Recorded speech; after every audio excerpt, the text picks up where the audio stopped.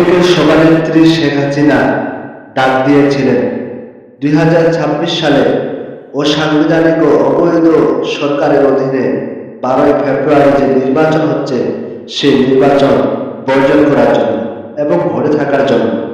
আপনি ব্যর্থ হলেন শেখ হাসিনা নেত্রী, আপনি ব্যর্থ হলেন, কারণ আপনার ডাকে এই সাধারণ মানুষ, বাংলার জনতা সাড়া দেয় নাই।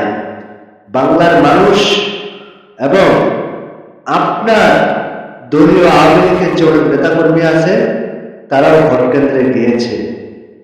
কোথায় আছে না যে দুধ কলা দিয়ে সাপ পুষলেও সেই সাপ সবল মারে।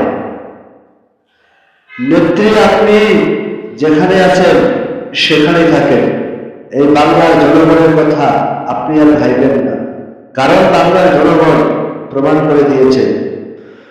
কষ্ট হয় নেত্রী আপনার জন্য, কষ্ট হয় এজন্যই বাংলাদেশের উন্নয়নের ও বাংলাদেশের মানুষের ভাগ্য পরিবর্তনে আপনি যে রাত দিন পরিশ্রম করে গেছেন তার প্রতিদান এই বাংলা জাতি, এই বাংলাদেশের জনগণ আপনাকে এভাবেই দিয়েছে।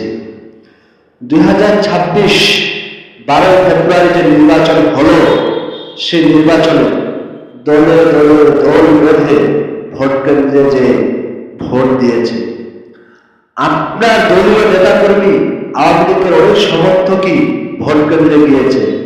জানি না তারা কি মাত্রায় ভোট দিয়েছে, তবে আমি নিশ্চিত করে বলতে পারি তারা হামলে জয়যুক্ত করেছে এবং দাঁড়িপাল্লায় ছিল মেরেছে।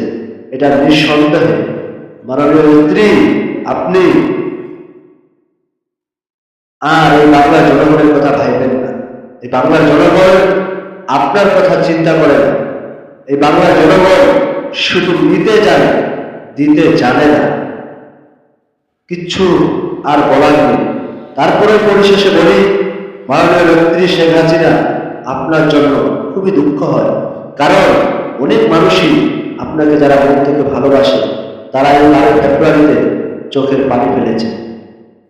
দোয়া করি আপনি ভালো থাকেন এবং যেসব মানুষ আপনাকে ভালোবাসে তাদের জন্য দোয়া করেন। আল্লাহ হাফেজ।